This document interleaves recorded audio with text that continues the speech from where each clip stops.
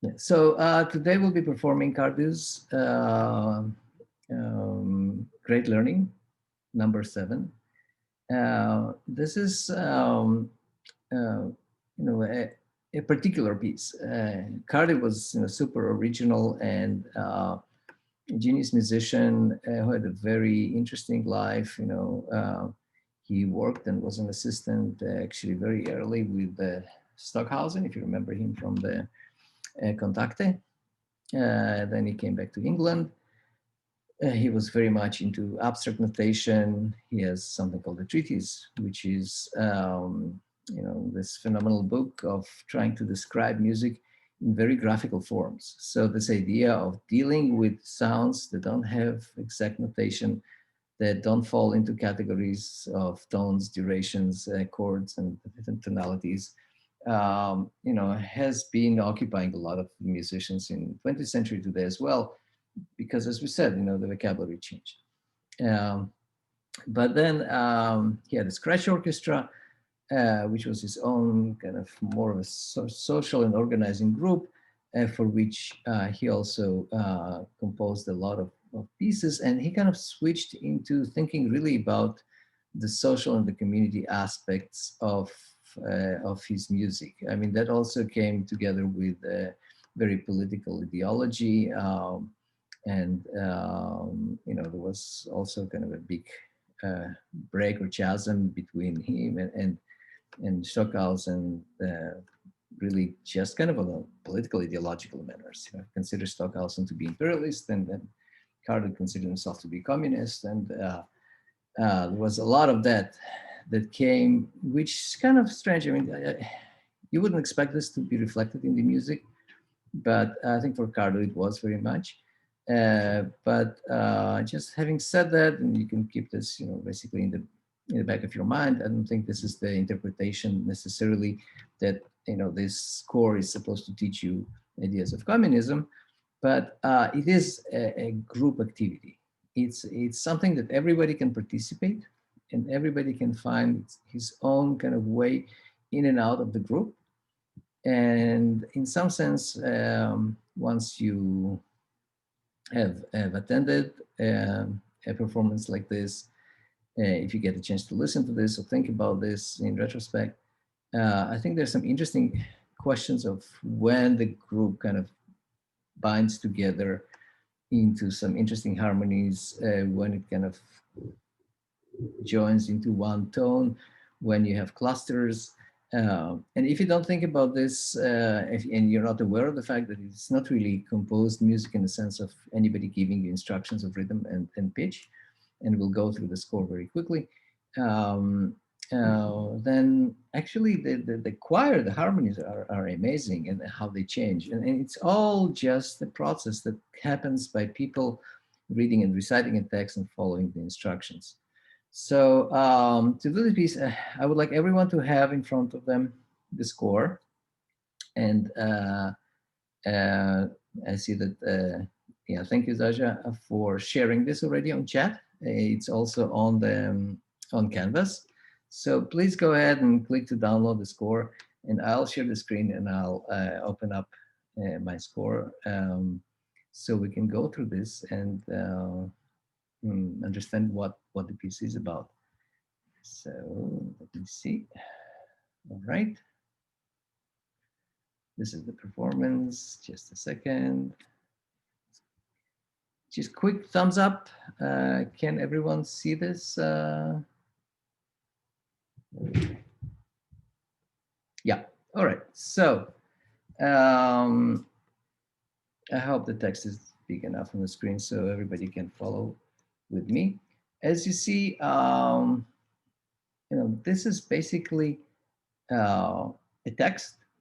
So what's on the right side is if you want to think about them as the lyrics, but this is the text that you will be singing, or well, there are some sections where you'll be humming without the text.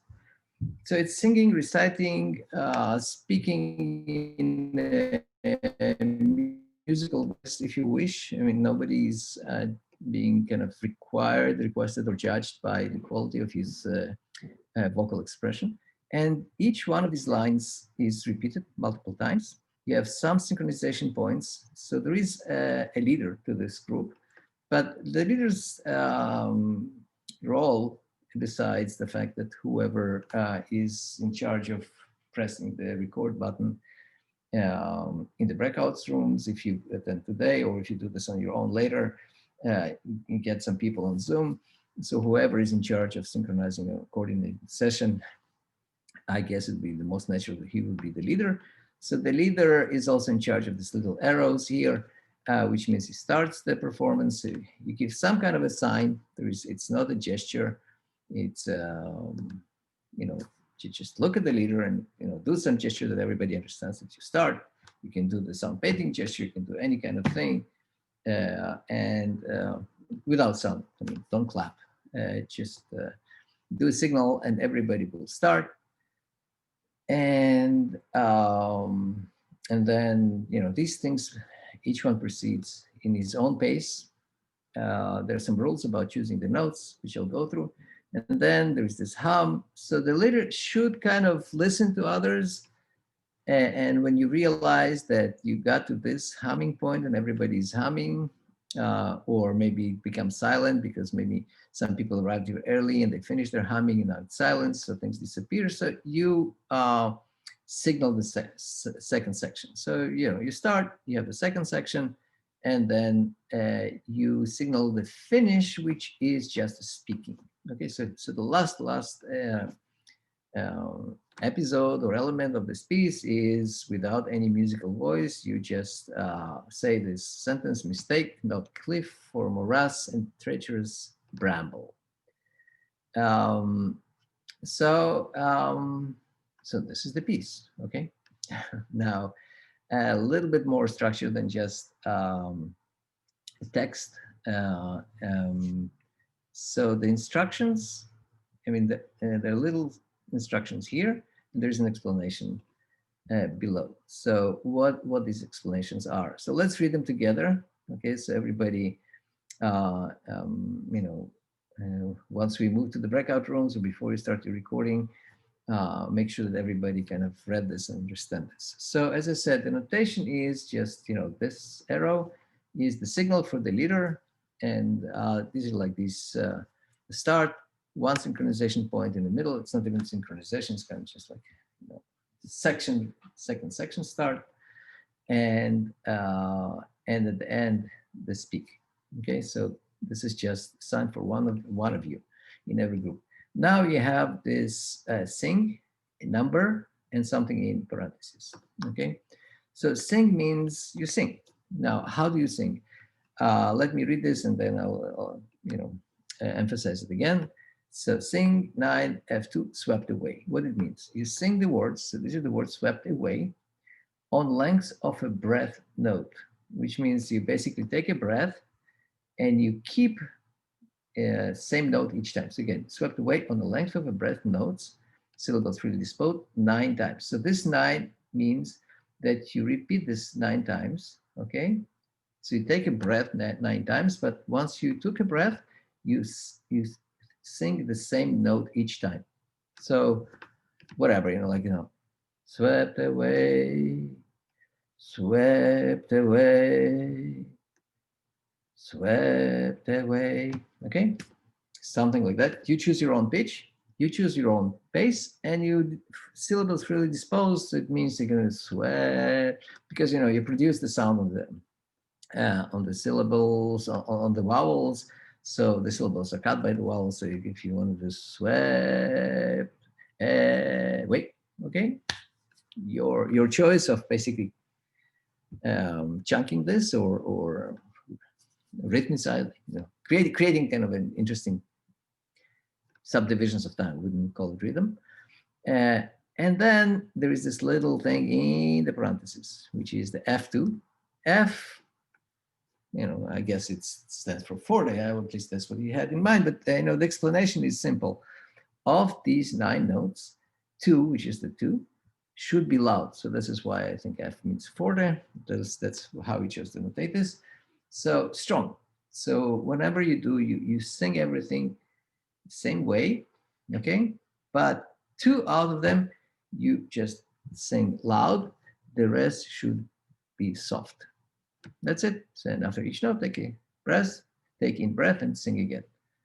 Any questions? I don't know if you see the chat, but yeah, I mean, seems kind of straightforward, a little bit confusing, but you can quickly memorize this idea, right?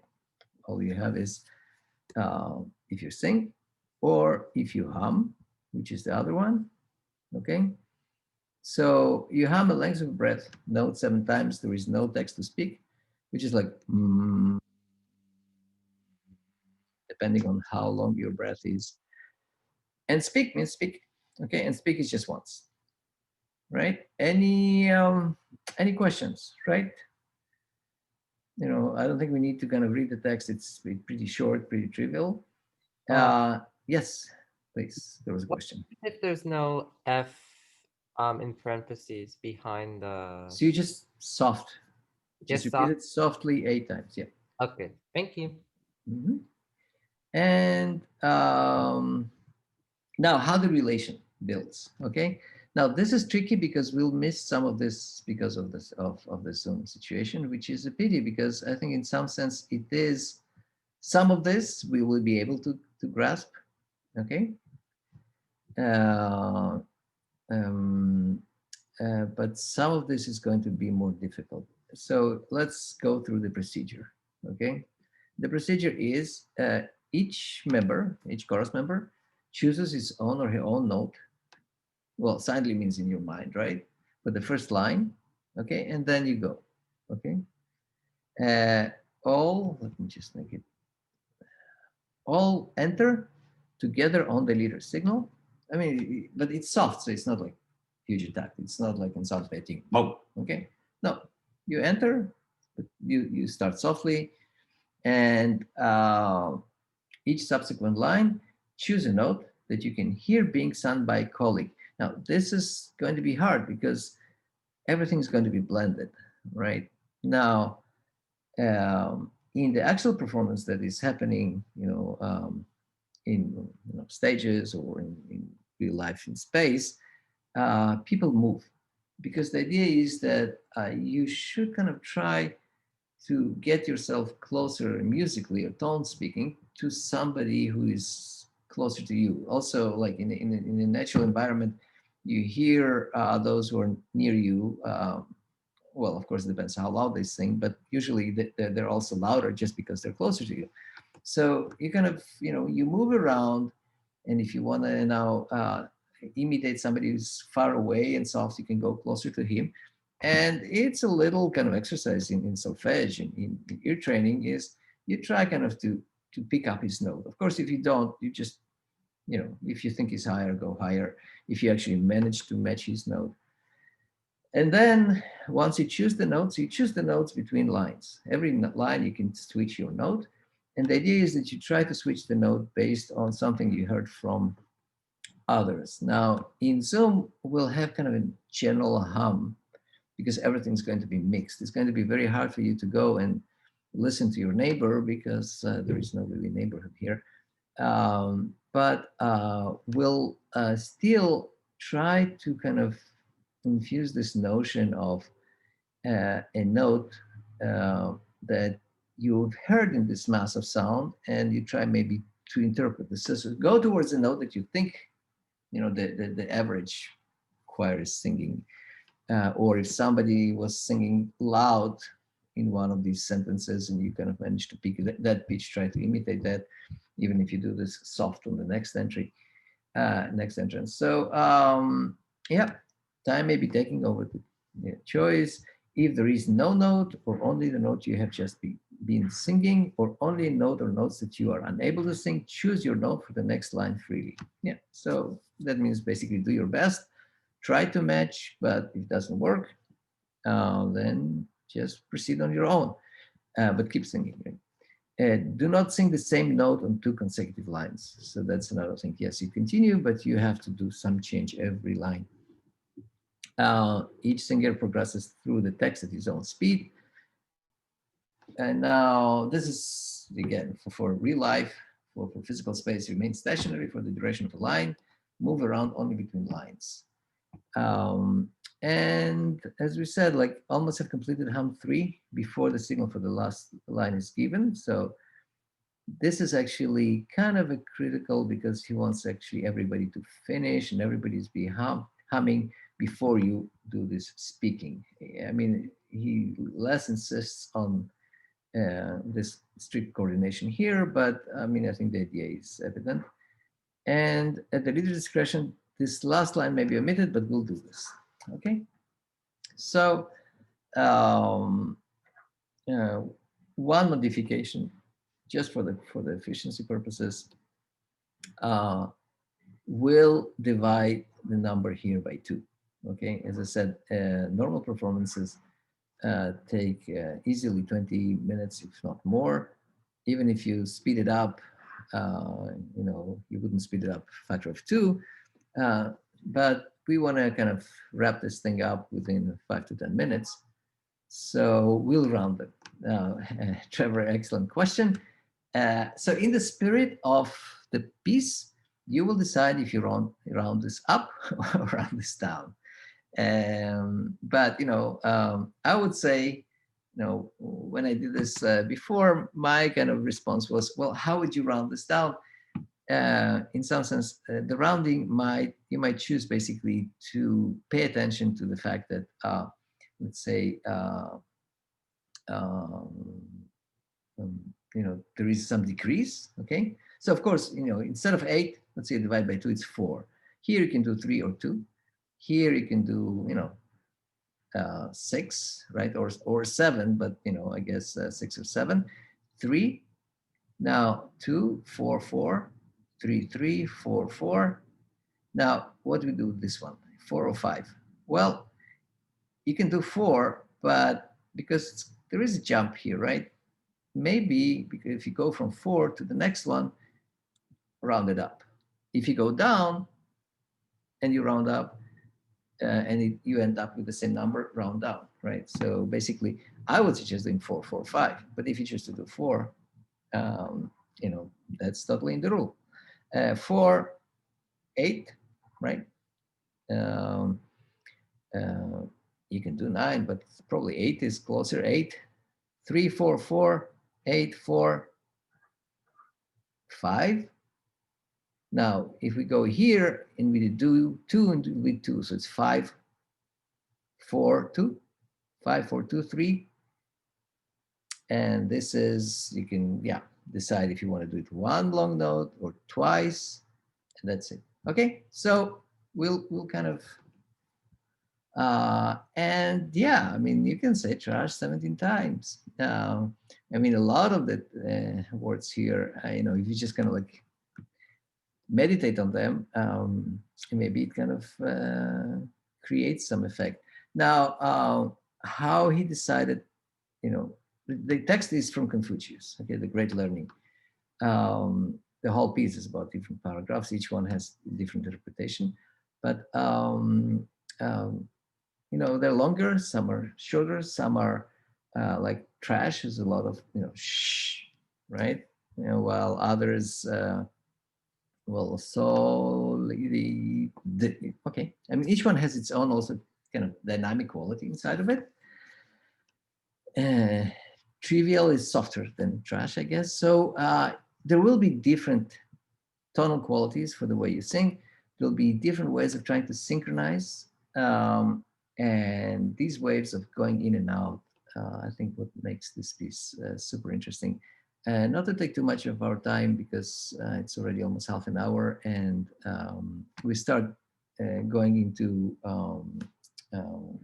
breakout rooms and I'll be visiting the rooms. So just before I stop the recording about the instructions, let me kind of quickly share just an example. It always helps to see how others might want to do this. I hope everybody can see the video. So this is more of a professional performers, professional musicians performing it. But you can see, we start. Did I? Let me see if I share the sound, just making sure. No, I didn't share the sound. So let me quickly correct that. So, they start can see. I mean, the sign of the conductor is pretty trivial, right? I mean, just raises his arm and then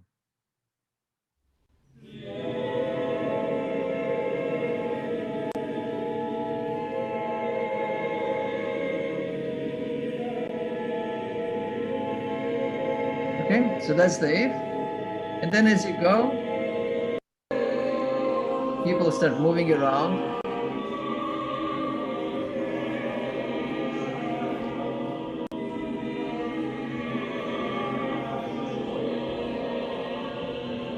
And sometimes it goes like into,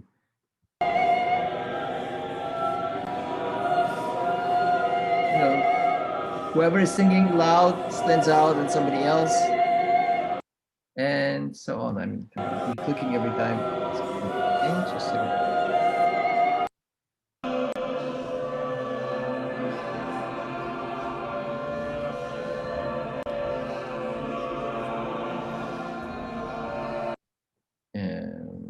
Yeah, just maybe one more point. There was like a nice kind of everybody converges to one note.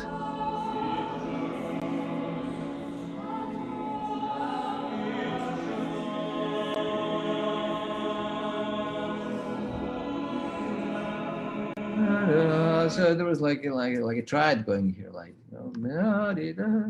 maybe there was a fifth also, but this versus some other points where you have clusters and of sound.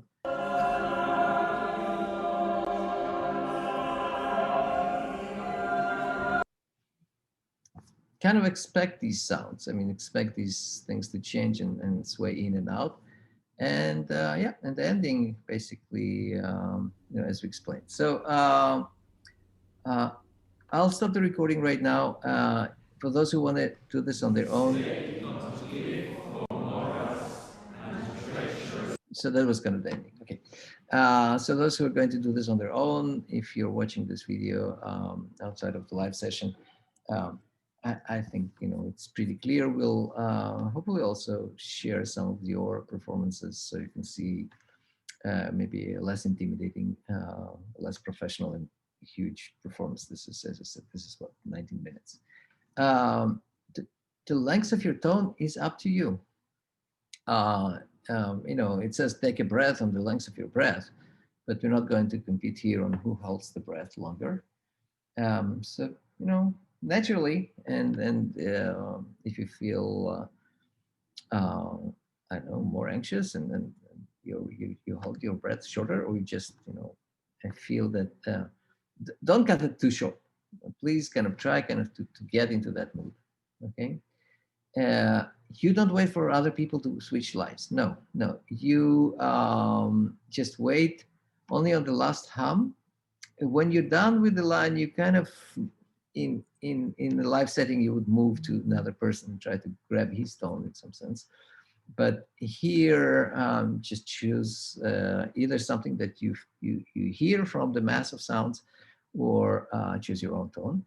But the only synchronization points are starting. There is kind of this weak synchronization point in the middle, and then the last hum. Yes, I mean, wait for the signal to start the speaking. Yeah, so each one goes its own pace, but at the same time, you do keep in mind this idea of trying to listen to others, because I think that kind of changes the whole dynamics of the piece. And kind of coupled agents. Okay, if you think maybe more like computer science, right? You have agents performing, but they're loosely coupled, and then sometimes they converge and sometimes they diverge. Yeah, well, the second signal, yes. I mean, in the middle, I don't know where to search for this. Wait for the conductor to signal that transition, but also in the instructions that Cardew gave, he didn't really emphasize the importance. So if you're lost and you see that, either you cannot get, any signal from the conductor, or the conductor doesn't know, like, people already hummed and they didn't wait and others win. So with some reasonable doubt, try to synchronize there, but if not, go ahead. The conductor at a certain point probably should give a sign, the second sign, because some might be waiting. So even if others already went ahead, um, and release, that the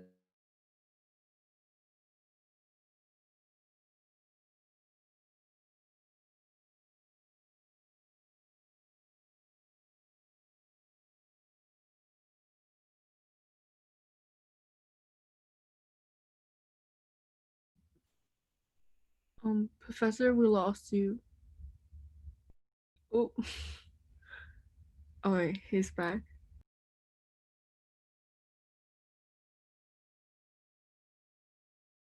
Oh, Professor, you're muted. yeah, okay, yeah, something happened. I hope the recording. Okay, it still says pause stop. So uh, yeah, I was disconnected for some reason. Um, um, okay, if any quick questions about this, I will stop the recording about the instructions, and please just make sure that you have the score uh, in front of you. And I mean, for this piece, it's not kind of super critical to have your video on, but I think for the sense of, since we do not see people, we don't hear them and we don't see you in space, I think if you open the videos in your break room, it'll be smaller group. Uh, of course, the leader should have his video. All right. Yeah. So I'll be now dividing people into breakout rooms, and then I will visit the rooms just to make sure that you have the recording permissions.